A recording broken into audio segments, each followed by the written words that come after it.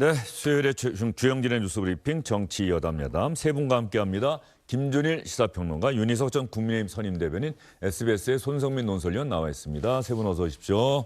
안녕하세요. 예, 요즘 민주당 전당대회 얘기를 부쩍 많이 해드렸는데 오늘은 좀 국민의힘 이야기를 먼저 해볼까 합니다. 물론 조희대 대법원장이 대법관 후보자 임명 제청했는데 청와대와 사전 조율이 없었다. 이것 때문에 청와대 측에서 불쾌해하고 있다. 이 이야기도 있습니다만 일단 국민의힘 관련 이야기, 오늘 오전에 장동혁 대표가 일부 유튜브 방송과 인터뷰를 했는데 징계 문제에 대해서 장동혁 대표가 강경한 입장을 밝혔습니다. 어떤 얘기하는지 들어보시죠. 해당 행위에 대해서는 그에 상응한 엄정한 조치가 있어야 된다고 계속 이야기를 했습니다. 그리고 원내대표 멱살잡이 문제에 대해서는 당의 기강의 문제입니다. 그리고 돌려차기 발언에 대해서는 국민들께서 저 문제를 얼마나 엄중하게 인식하고 계신지를 반영해서 그에 적절한 조치가 저는 이루어져야 된다고 생각합니다. 무슨 이 계파의 문제도 아니고 뭐 특정인에 대한 문제가 아닙니다. 계파의 문제도 아니고 특정인의 문제도 아니다.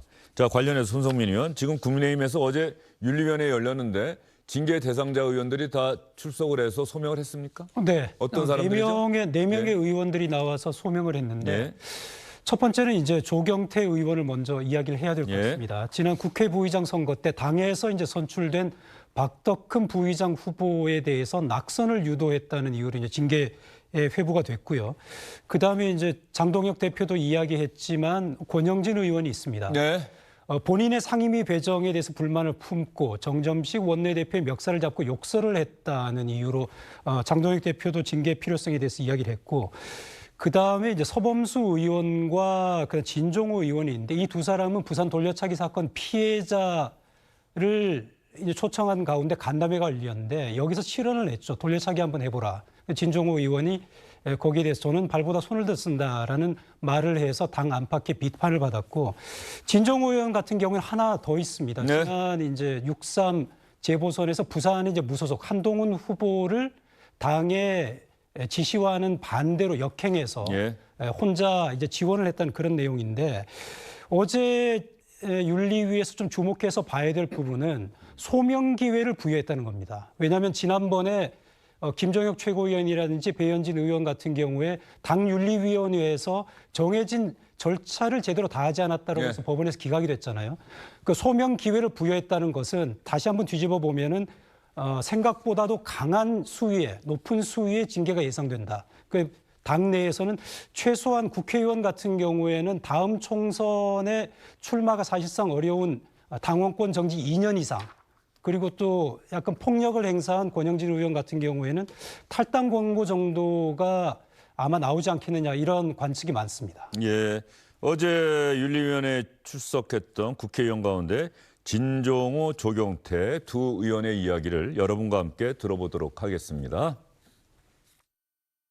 윤리위에 대해서 기피 신청서를 제출하겠다고 말씀을 드렸고요. 마치 당신은 잘못을 했으니 오늘 여기서 판결 받아라, 이런 식의 질문으로 유도하는 부분에 있어서 매우 유감스럽고, 위원장의 발언은 한국말을 못 알아듣냐, 이런 식의 발언이 상당히 불쾌했습니다. 윤리위가 결정하면 결정하는 대로 따르겠지만, 하지만 저는 국민의힘이 지금처럼 가서는 지금의 장동혁 대표 체제의 스탠스를 가지고는 절대로 정권 창출할 수 없다. 그래서 우리가 중도를 확장시켜 나가고 보다 더 많은 세력들을 아우르려면은 12.3 비상계엄을 고리를 확실하게 끊어내지 않으면 안 된다는 그런. 조경태 의원은 이런 얘기도 하지 않습니까? 장동혁 대표야말로 지방선거 참패에 책임지고 징계해야 된다. 이진숙 의원 제명해라, 이런 얘기하고 있는데, 이진숙 의원은 윤리 징계 대상이 아니라고 얘기했죠, 당에서? 그게 이제 당 대변인 박성훈 대변인이 그런 의사를 밝혔는데요. 대단히 부적절하다고 생각합니다. 당에서 지금 계속 얘기한 것은 윤리는 지도부와 관계없이 독립적으로 운영된다고 얘기를 했었는데, 징계를 하냐 마냐에 대해서 당 지도부에서 징계할 생각이 없다, 이렇게 얘기를 해버리면 그동안에 얘기했던 것이 다 거짓말이다 이렇게 되는 거고 윤리위 대변인도 아닌 당 대변인이 징계할 생각이 없다고 얘기하는 것 자체가 어떤 판단에 의해서 그런 건지 또 의문을 낳게 되는 거잖아요. 그래서 박성훈 대변인의 그 언급은 대단히 정치적으로 미숙했다. 저는 그렇게 생각합니다. 예. 이진숙 의원에 대해서는 독립적인 헌법기관이 세미나를 개최한 것, 토론회를 개최한 것에 대해서 당에서 이래라 저래라 할 수 없다가 아마 징계하지 않는다는 하나의 근거가 된 것 같아요.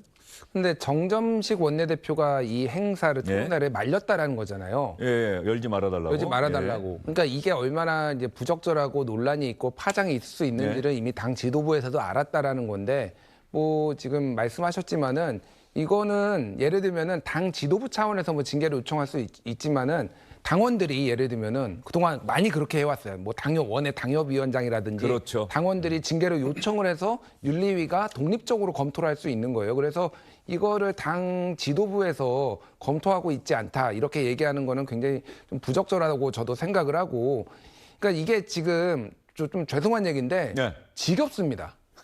이 징계 얘기 죽을 것 같아요. 이게 작년에 장동혁 대표 취임하자마자 9월부터 2호선 당무감사위원장부터 해가지고 한동훈 징계하겠다고 해서 1년 내내 지금 징계 얘기만 하고 있어요. 그 이후에 김종혁, 배현진 뭐하고 또 뭐 당내 내부 총질한 사람들 징계하겠다 이렇게 얘기하고 또 지금 이렇게 할 줄 아는 게 징계밖에 없습니까? 국민의힘은. 그러니까 뭐 징계를 하려면 빨리 다 해버리고 그러니까 좀 더 넘어갔으면 좋겠다. 다음 국면으로 좀 넘어갔으면 좋을 것 같고. 그러니까 이제 논란이 되는 거는 징계 대상의 형평성과 징계 수위의 적정성 같아요. 그거를 받아들이지 못하니까 왜 이진숙은 안 하고 누구는 하느냐 뭐 이런 식으로 다 불만들이 나올 수밖에 없으니까 하려면 다 해버려라 그냥 좀. 빨리 다음 국면으로 넘어갔으면 좋겠다 이 생각이 듭니다. 징계라고 하는 것이 무게를 갖고 뭐 정당성을 가지려고 한다면은 징계를 받는 정치인들이 대단히 그것을 부끄럽게 생각하고 책임을 져야 되겠다고 생각하고 해야 되는데 좀 국민의힘에서 징계받는 정치인들이 그런 분위기는 아닌 것 같아요. 징계할 테면 한번 해봐라 뭐 거의 이런 식인 것 같은데. 그 징계 여부를 떠나서 어쨌든 징계 대상에 회부된 분들이 뭐 부적절한 발언이라든지 이런 것에 대해서 비난을 받은 여지는 있겠죠. 근데 이걸 징계 방식으로 해결하려고 하는 것에 대해서 반발하는 거 아니겠습니까? 그중에 가장 크게 이유를 둘 수 있는 것이 형평성. 왜 이 사람들에게만 징계의 칼날을 휘두르느냐 이거죠.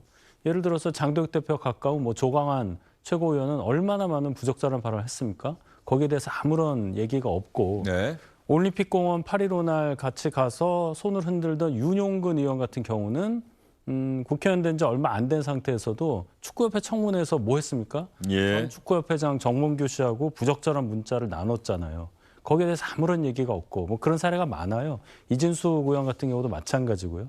그렇기 때문에 그 형평성에 반하는 이러한 징계 정치에 대해서 과연 당내 구성원들 또 보수 지지자들 국민들 받아들일 수 있을 것이냐, 받아들일 수 없다고 판단하기 때문에 징계 당사자들이 굉장히 반발할 수밖에 없는 환경이 조성됐다 이렇게 봐야 되겠죠.